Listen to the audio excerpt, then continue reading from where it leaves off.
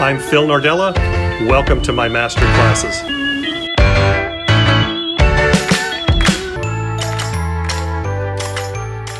Let's talk about the condition of your house. Everybody's condition is different.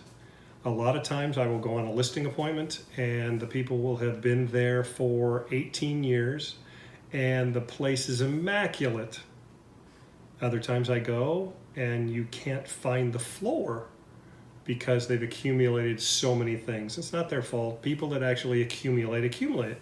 In fact, it's funny because most of the listings that I go on, I'd have to say 7 out of 10, I've actually had to help them work things out so that we can actually put their certain furniture or knickknacks or whatever into some kind of storage.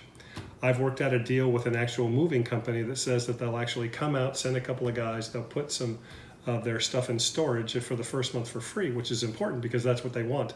They want to be able to alleviate some of the bulk that they've got in their place. So a couple things to think about. Number one is, if it seems like a daunting task to say, okay, we've got a lot of stuff, we get it, we're going to have to get an actual pod, you're going to move it anyway, right? All of that stuff in there is going to go from one house to the other if you don't throw it out. Obviously, I recommend you throw it out. If for some reason you're going to throw it out now. However, if it's going to go from one side to the other, might as well put it in a pod. I've actually shown properties that were 2,000 square feet that look 1,000 square feet because there's so much stuff in the house. So when it comes to actually getting your place ready, just start looking. Look around the house and actually think, okay, what can I do without now? If you have 2 couches and a love seat and 2 coffee tables and 2 end tables in your living room, my guess is you don't need that much stuff, okay? So if you can actually do without it and you're gonna keep it, I will go around with you and actually pick things for them to put in the pod because again, it's gonna get moved anyway. I can't tell you the difference when we actually come out and take the professional, photographs, how much different it looks from the original time that I went in the very first time. It's night and day.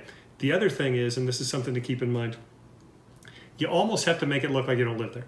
So if you're the type of people that are very nice and have 6,000 pictures on the wall, you might want to consider taking them down.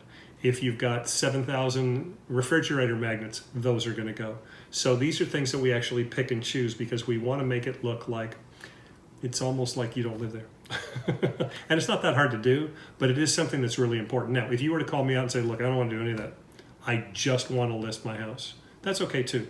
It's just that I find that the more we do to make it look more open, more spacious, and more clean, the more money you will net from the sale. Okay, it's real important. Keep that in mind. Thanks.